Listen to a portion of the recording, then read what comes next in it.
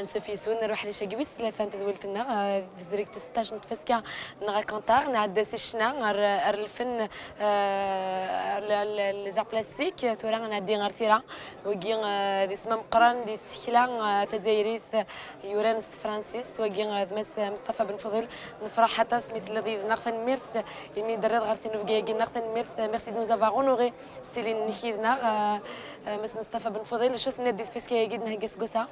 D'abord, ça me à vous aussi. En fait, je suis encore sur un nuage. Parce que ça faisait un moment, je dirais même un bon moment que je n'étais pas venu à Racontar, à mon grande dame, parce que je prenais la mesure de ce que je ratais. J'en recevais des échos à travers la presse, à travers Facebook, à travers tout ce que les gens partageaient.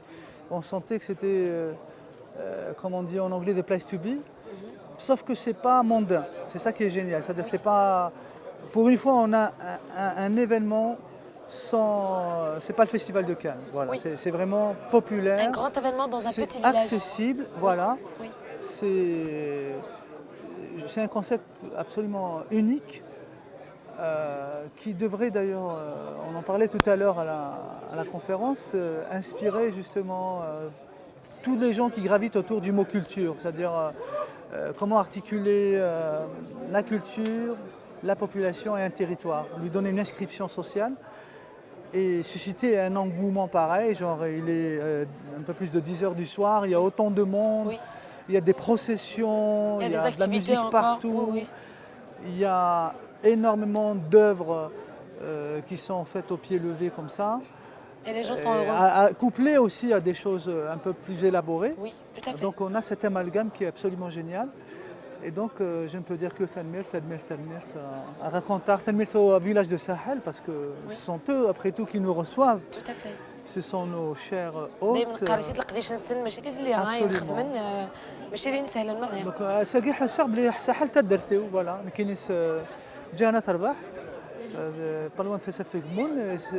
me sens dans mon village, je me sens avec les miens, et je me sens surtout, voilà, dans une idée extrêmement généreuse de la culture, c'est-à-dire quelque chose aussi qui est extrêmement ouvert, avec toute cette diversité qu'on voit à chaque coin de rue. Oui,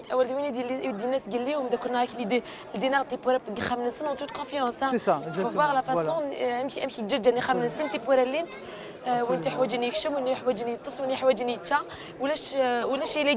n'y a pas de propriété privée. Non, il n'y a pas de propriété. Voilà, toutes les portes sont ouvertes et tous les cœurs sont ouverts et je pense que c'est, in fine, c'est ça justement peut-être l'une des incarnations de ce qu'on appelle le vivre ensemble. Tout simplement là, vraiment, on le vit, on le sent, on le touche. C'est absolument unique. Donc je me sens vraiment privilégié de vivre ce moment. Oui, merci Mas Ben Fodil. تسمحتي avec une sur les titres بويني ورايا كل Mas Ben Fodil نسا زارتان ونسا archéologie du chaos, oui. Et nous avons aussi Body Writing qui est votre dernier roman. C'est ça, oui. Il est sorti en novembre 2018 chez Balzac. Donc, Nslat Gili Oussalaginek qui était très passionnant.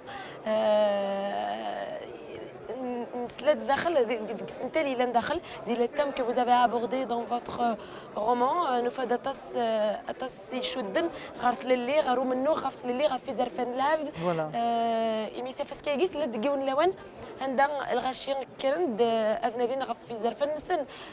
donc nous sommes en plein lutte, en plein contestation populaire. Oui, oui. Pensez-vous que ce genre d'activité, ce genre de festivité, ce genre de festival puisse contribuer d'une manière ou d'une autre et le mouvement populaire et gay qui est en train de se vivre actuellement en Algérie? Enfin, je dirais oui, c'est-à-dire la résonance, elle est presque évidente. En fait, Racontar, c'est ce à quoi on aspire. Sauf qu'ils ont été précurseurs, c'est très paradoxal. Oui. C'est-à-dire, c'est quelque chose qui existe, il en est à sa 16e édition quand même, il faut le rappeler. Et ça fait 16 ans que les gens occupent un territoire, réinventent la démocratie par la culture. Donc, par exemple, il y a l'émission de notre ami Toré Ayad de la République des Arts. On est vraiment dans la République des Arts. sauf qu'on n'est pas dans quelque chose qui concerne dans l'entre-soi des artistes, c'est-à-dire c'est quelque chose qui intègre la citoyenneté, avec une organisation, une économie, un mode de fonctionnement, un management, une gouvernance aussi qui rappelle qu'on peut faire aussi gérer, c'est-à-dire les affaires publiques, l'intérêt général, d'une manière très très simple, en incluant le maximum de monde, et où le citoyen se trouve au centre du dispositif. C'est-à-dire, ce qui est génial, c'est que ce sont, justement, vous l'avez très bien souligné, ce sont d'abord les habitants qui portent le projet. C'est-à-dire, et il ne saurait en être autrement, parce que quand on voit justement un peu toutes les contraintes en termes d'affluence, en termes de stationnement, c'est une grosse pollution pour une région montagneuse. Quand on voit l'aspect sonore, on se dit quand même, il faut un peu de patience, si ce n'est plus, un peu de, voilà, et du coup ils prennent énormément sur eux-mêmes. Tout à fait. Et à chaque fois, ils reçoivent tout le monde. Et j'ai vu tout à l'heure des matricules d'un peu partout, de toutes les wilayas. On se dit maintenant, les gens viennent spécifiquement, ils prennent, comment on dirait, leur ticket pour venir à Racontar. Tout à fait. Et ils ça, ce n'est pas rien. Et... Voilà, et pour faire la jonction justement avec le mouvement du 22 février, on se dit, on est tous un peu à la recherche de cette autre Algérie qui nous accepterait tous dans notre diversité, dans nos différences. Et là, c'est pour dire que c'est possible. Donc il faut arrêter d'être effrayé par le mot différence, et par le mot culture, et par le drapeau amazir, et par tout ce qui pourrait un peu nous différencier. Parce que la différenciation, c'est ça aussi qui fait que l'être humain existe. C'est aussi, il existe par ce qui le caractérise. Et là, toutes les expressions qu'on a vues, elles cohabitent pacifiquement, d'une très très belle manière. Voilà. Oui. Et du coup, je pense que ce modèle-là, j'espère en tout cas, il pourrait aussi inspirer l'Algérie de demain qui est en construction, comme une page en construction. C'est-à-dire l'Algérie qu'on est en train de construire depuis le 22 février. Oui. C'est une très belle analogie que vous établissez entre les deux mouvements. Hein. Oui, je dirais même...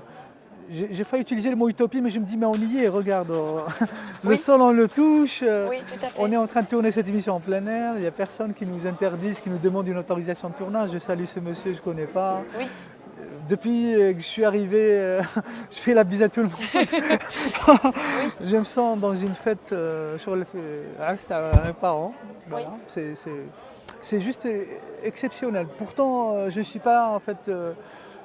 de nature, on va dire, à supporter le vacarme, parce que voilà, j'aime bien un peu, surtout quand je venais en Kabylie dans ma prime enfance, pour voir ma grand-mère par exemple, je venais surtout aussi pour me reposer du boucan urbain. Mais là, ce boucan, pour le coup, je le trouve très très bénéfique. Mon oreille et mon cœur arrivent à s'y habituer, et je me sens vraiment dans quelque chose en fait qui est de l'ordre de la réinvention de ce qu'est être algérien, parce que de voir autant de génie, parce que vraiment, j'exagère à peine, il y a de la créativité partout. Dans tous les domaines. Hein, je prends des claques depuis le début, depuis que je suis monté, pourtant c'était pentu. Oui, vraiment. Et j'avais le sourire comme ça, il faisait 50 degrés. Et là, je me dis, on n'est pas dans l'utopie, non, on est dans quelque chose de très, très solide, très, très... D'ailleurs, de tenir Hassan Metref, que je salue, et Denis Martinez qui a monté ce truc. Et je tiens, j'ouvre une parenthèse pour saluer toute l'équipe de Racontar. Et vous qui, depuis 10h du matin à peu près, vous enchaînez les conférences, et il faut le faire. Et donc je me dis, voilà, cette chose qu'ils ont inventée, je pense, elle devrait vraiment inspirer plein de monde. Et j'espère vraiment qu'il y aura des Racontars partout en Algérie. Bah, on l'espère, et les Racontars espèrent surtout recevoir et accueillir des gens comme vous, des gens qui sont réceptifs, des gens qui ont plus à donner qu'à prendre. Mais en fait, j'imagine que vous le savez, puisque vous êtes au cœur de cette aventure, les gens ne demandent qu'à venir en fait. Oui, parce qu'on a le sentiment parfois que peut-être que certains artistes ou certains écrivains ou des acteurs, on va dire, du monde de la culture pourraient avoir, voilà. Oui.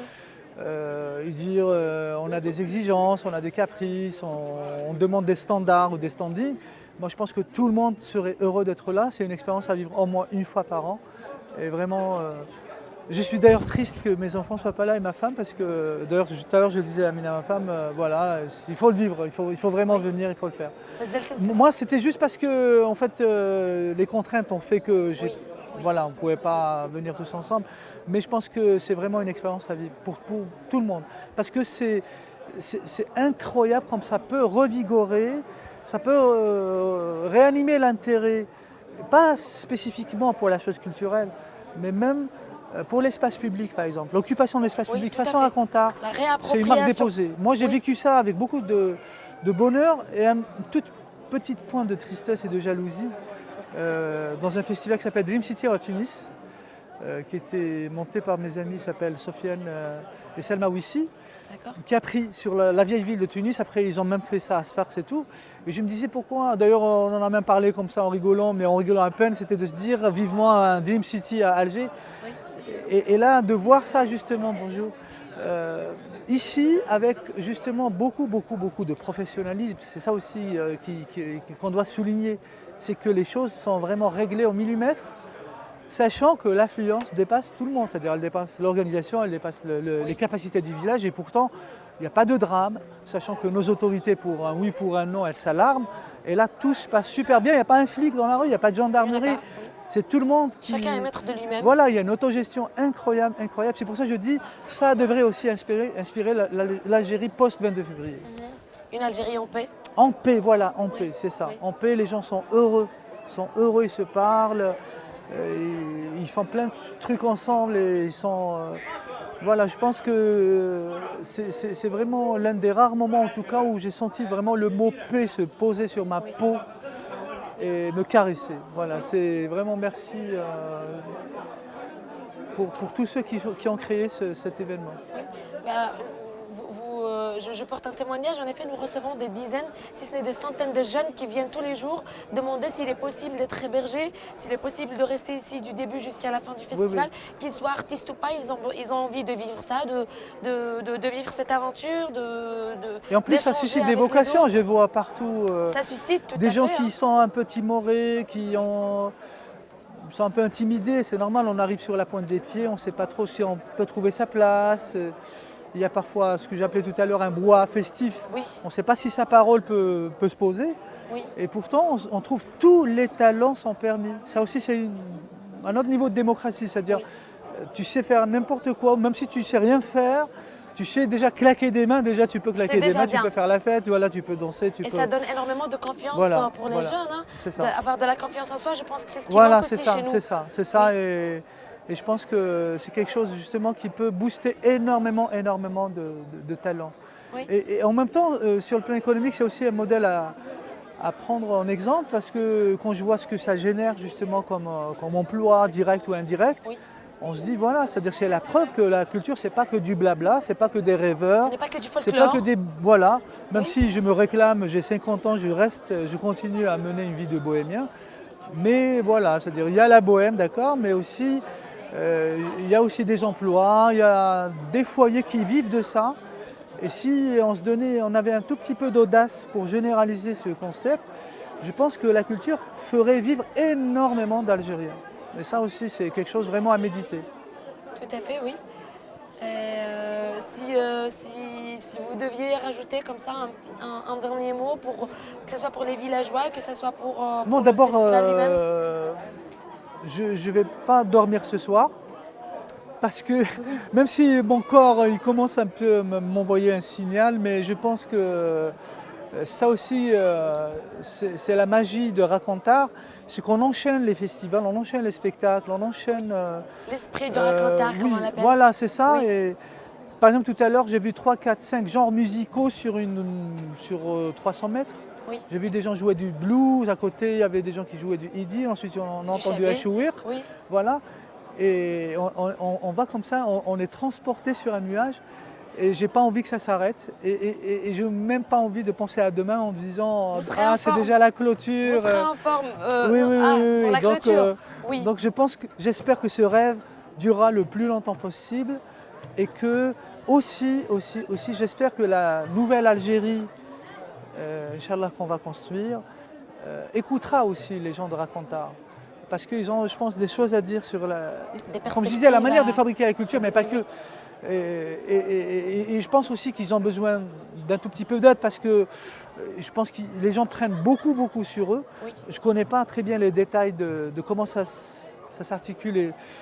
Sur le plan financier, Une sur le énorme plan subvention, organisation derrière, hein. voilà, est-ce qu'ils sont soutenus? J'imagine Un qu'ils sont énorme soutenus travail. en minimum.